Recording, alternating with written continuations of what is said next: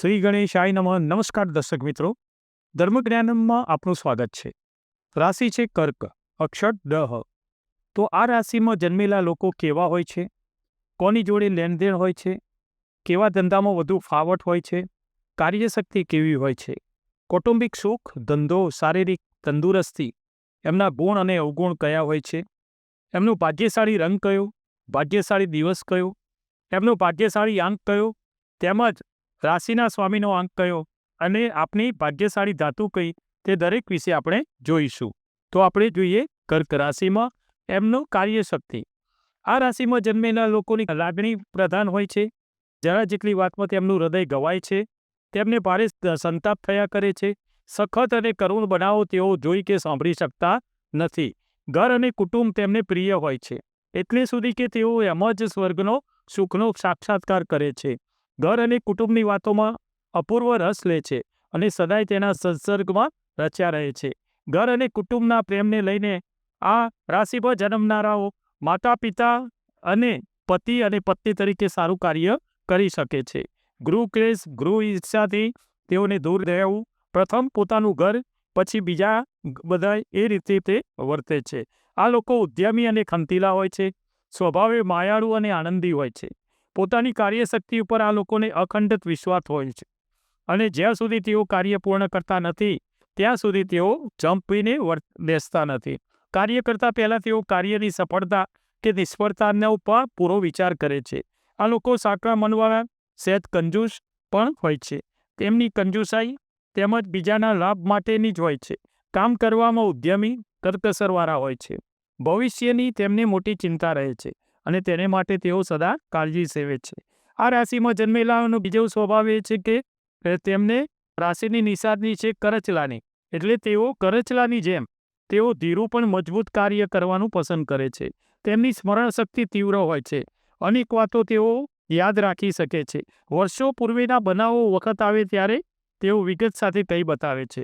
પૈસાનો વ્યય કરવો એ તેમને પસંદ નથી. તક મળતા તેનો સંગ્રહ કરવા માંડે છે. આ રાશિમાં જન્મેલા બાળકોને અનેક વસ્તુઓ ભેગી કરવાનો શોખ હોય છે. કાગળોની કાપલીઓ, ચિત્રો, રમકડાઓ, પોસ્ટની ટિકિટો, સિક્કાઓ, અમુક સાહિત્ય તે જે હોય છે એમને સંગ્રહ કરવાની, એમને કોઈ અમુક રદ્દી ચીજો એ બધું સંગ્રહ કરતા હોય છે. વેપાર ધંધામાં કે પછી પોતાના ગૃહ જીવનમાં તેઓ ખાસ સાવચેત હોય છે. કામના કાગળો, ચોપડાઓની તેઓ સખત કાળજી રાખે છે. કોઈ પણ વસ્તુ ગેરવળને ન જાય તે માટે પ્રયત્નો કરે છે. તેઓ નિયમિત હોય છે. પોતાના સ્વાર્થમાં પૂરા પાવરદાર હોય છે. પહેલાં તેઓ પોતાના જ સ્વાર્થને જુએ છે ને પછી બીજાની કાળજી રાખતા હોય છે. વાતચીતમાં થોડા શરમાળ અને અસ્પષ્ટ હોય છે. જાહેરમાં તેઓ અમુક વખતે બોલી શકતા નથી. તેમને પોતાની પ્રતિષ્ઠાનો દાગ સદા રહે છે અને આથી જ લોકોમાં પોતાનો માન મરબો જરાય ઓછો ન થાય તેની ખાસ કાળજી રાખતા હોય છે. થોડું માણસ એમનું શંકાશીલ, વિકર્ણ, કરકસર વાળું અને ખંત હોય છે. આ એમના સ્વાભાવિક લાક્ષણિક તત્વો છે. આ લોકો ડર અને ઝટકી વલણના પણ માલુમ પડ્યા છે. કામમાં તેઓ જેવા ડર છે તેવા ડર તેઓ પોતાનો કક્કો ખરો કરાવવામાં પણ હોય છે. સાથે સાથે શાંતિના પણ તેઓ ચાહક છે. એમને લડાઈ ટંટો એમને જરાય પસંદ હોતો નથી. વિગ્રહી મનોદશાથી તેઓ સદા દૂર રહે છે. આ લોકોનો મુસાફરીનો ખાસ શોખ હોય છે. દુનિયાના નવા રંગ જોવાની એમની ઈચ્છા સદાય માટે રહેતી હોય છે. આ માટે તેઓ સમય કે દ્રવ્યનો ભોગ આપવા ઈચ્છતા નથી, પણ તેમના હૃદયમાં ખૂણામાં ત્યાં તેવી ઈચ્છા રહ્યા કરે છે કે દુનિયાની મુસાફરીમાં આપણે કરી લઈએ. અહંકાર અને અદેખાઈમાં પણ આ લોકો ગોજ્યા જાય એવા હોતા નથી. કોઈનું એકદમ ભલું થઈ જાય એવું તેઓ ઈચ્છતા નથી. સાથે સાથે એટલું પણ કહેવું જોઈએ કે તેઓ લોકોનું એકદમ ખરાબ થઈ જાય એવું પણ નથી ઈચ્છતા.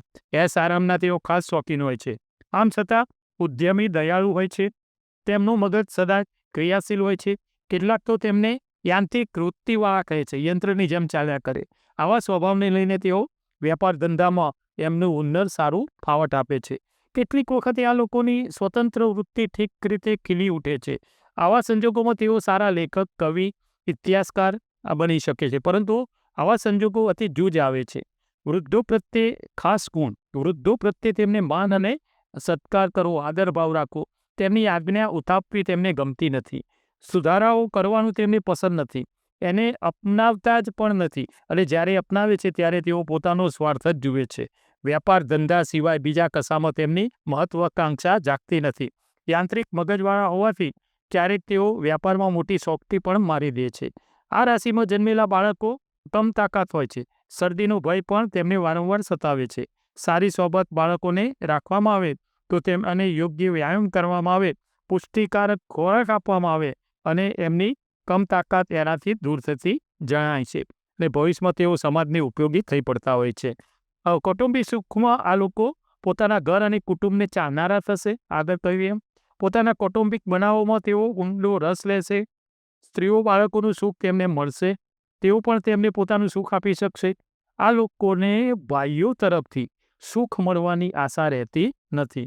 તેમની તરફથી તેમને નિરાશા જ મળ્યા કરે છે. પાછલા જીવનમાં તેમને પુત્રો તરફથી સારો ટેકો મળશે. ભણી ગણીને ધંધે નોકરીએ લાગેલા એમના સંતાનો એ પિતાના ભારને હળવો બનાવશે અને તેમની બધી ચિંતાઓથી મુક્ત કરશે. ધંધામાં જોઈએ તો આ રાશિવાળામાં જન્મેલા લોકો મોટા વેપારીઓ, કારીગરો પણ બને છે. ખાસ કરીને પ્રવાહી પદાર્થોવાળા ધંધામાં તેમને નસીબ સારી યારી આપે છે. ઘી તેલના વ્યાપારમાં તેમનો સિતારો સારો ચમકી ઉઠે છે. દરિયાઈ વેપારમાં કે પછી નૌકા ખાતામાં પણ તેઓ ફાવે છે. પાણીની નજીકમાં કોઈ રહેવાસ હોય આ લોકોનો તો એમને સારું ધંધા વ્યવસાય અને બધી રીતે ફાવટ મળતી હોય છે. મંગળ તેમને અનુકૂળ આવે તો વૈદ્ય અને ડોક્ટરી ધંધો પણ તે આમાં ફાવટ આવી શકે છે. પણ આ રાશિમાં જન્મેલાનું વધુ ભાગ્ય તો ઘી તેલને વેપારમાં એના ટ્રેડિંગમાં વધુ રહે છે. આ લોકોને શિક્ષણ મળે તો તેઓ આગળ વધે છે. બુદ્ધિના તેજપણાને લઈને સારા ઇતિહાસકાર પણ થઈ શકે છે. લાંબા સમયના અહેવાલો યાદ રાખવાનું એમને માટે ખૂબ સહેલું હોય છે. કલા ક્ષેત્રે પણ કોઈ ફિલ્મ સ્ટાર તરીકે પણ અજમાવી શકતા હોય છે. હોટલ અને કોઈ ભૌતિક સુખવાળા જે વ્યવસાય છે એમાં એ પણ પોતાની યારી અજમાવી શકતા હોય છે. આ રાશિમાં જન્મેલા પોતાની બુદ્ધિનો સ્વતંત્ર વિકાસ અમુક વખતે કરી નથી શકતા હતા અને એટલે તેમાં જન્મેલા લોકો મોટે ભાગે અમુક વખતે કંઈ શુદ્ધ નથી એવું વિચારતા હોય છે. પણ કવિઓ, કર્તાઓ અને ચિત્રકારો તરીકે પણ અમુક વખતે એ પોતે આગળ વધતા હોય છે. તેઓને શિક્ષણ અને જ્ઞાન તરફ પક્ષપાત રહે છે. પરંતુ તેમના મગજ યાંત્રિક વૃત્તિવાળા હોવાથી વ્યાપાર ઉન્નરમાં તો તેઓ બહુ જ ચમકે છે. આમ છતાં પણ આ લોકોના ઘણા વહીવટદાર તરીકે સારી કાબેલિયત બતાવે છે. આ લોકો જો પોતાની ઈચ્છા શક્તિ કેળવે તો શ્રદ્ધાને વધુ મજબૂત બનાવે તો ભારે મુશ્કેલીનો સામનો એ કરીને પણ વિજય મેળવી શકતા હોય છે. સરકાર તેમજ હરીફો તરફથી અનેક અંતરાયો એમના જોત હોય તો પણ તેમાંથી ડગ્યા વગર તે આગળ વધતા હોય છે. એમની તંદુરસ્તી જોઈએ તો આ રાશિમાં જન્મેલા શારીરિક બધો મધ્યમ હોય છે. તેમનું કદ પણ બહુ ઊંચું તેમજ બહુ નીચું નહીં એવું હોય છે, મધ્યમ કદ. તેમનું મુખ ગોળ, ચામડી કોમળ અને સહેજ લીસી હોય છે. મુખનો ગાંઠ નાનો, આંખો ભૂરા કે કાળા રંગની હોય છે. શરીરમાં તેઓ બહુ તાકાતવાળા બહુ ઓછા જણાય છે. આ લોકોની શારીરિક સ્થિતિ સારી અમુક વખતે રહેતી નથી હતી. કર્ક રાશિનું અધિપતિ છાતી અને પેટ હોવાથી આ લોકો અવારનવાર આ વિભાગના દર્દોથી પીડાતા હોય છે. પેટના દર્દોમાં તો એમને સામાન્ય થઈ પડેલા માલુમ પડે છે. શરદી, ડોમેજીટમ, ક્ષય, આંતરડાની પીડા આદિ દર્દો પણ તેમને વારંવાર સતાવતા હોય છે.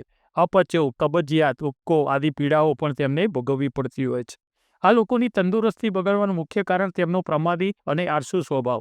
તેઓ જો બરાબર પરિશ્રમ કરે, ચિંતા કરવી ત્યજી દે અને તેમના પેટના દર્દો એનાથી પણ ઓછા થઈ જાય. પાચન ક્રિયાને ટેકારૂપ થવા મળે. જે મહેનત કરવી જોઈએ તેનાથી આ લોકો દૂર નાસે છે. પરિણામે તેઓ બહાજમી આદિ રોગોના શિકાર બની જતા હોય છે અને પોતાની તબિયત બગાડતા હોય છે. આ લોકોએ સાદો ખોરાક લેવો જોઈએ. બની શકે તો ક્યારેક પથ્ય પર પાળવું જોઈએ. સ્ત્રીઓએ પોતાની શરીરની સંભાળ લેવી જોઈએ. તો અમુક વાસનાઓથી, સોબતોથી, ખોટા લેખાણો વાંચવાથી દૂર રહેવું જોઈએ. વાર્તાલાપો કે પદાર્થોથી સદાય સાવચેતી રાખવી જોઈએ. મા બાપોએ પોતાની કુમળી વયની પુત્રીનો ખાસ આ બધી વસ્તુઓથી ખૂબ ધ્યાન રાખવું જોઈએ. આ રાશિમાં જન્મેલાને પાણીનો ભય રહે છે. પાણીના અકસ્માતો નડે છે. ડૂબે તેનાથી હેરાન પણ થાય. એટલે બની શકે ત્યાં સુધી આ લોકોએ પાણીથી સાવચેત રહેવું ઘણું સારું દેખાય છે. આ સિવાય બીજા અકસ્માતો તેમને નથી હોતા. આ લોકોની આર્થિક સ્થિતિ સંતોષકારક રહેશે. પોતાના કુટુંબનું પોષણ કરવામાં જેટલું તો મેળવશે ઉપરાંત કરકસર કરી પોતાની સંપત્તિ પણ મૂકી જશે. સ્વભાવે ખંતીલા હોવાથી તેઓ એક જ ધંધાને વળગી રહેશે અને તેમાં પોતાની જાત મહેનત ખર્ચી તેઓ પોતાના જીવનનો ઉત્કર્ષ કરશે. સ્વમાનશીલ તેમજ પ્રામાણિક હોવાથી પ્રામાણિક માર્ગો દ્વારા જ પોતાની આજીવિકા મેળવશે. અને એને લઈને કુદરતી રીતે કમાણી ઓછી હોય એ સ્વાભાવિક છે. તેઓ જે કંઈ બચાવશે તેની પાઈએ પાઈ તેમની કરકસર વૃત્તિને આભારી હશે.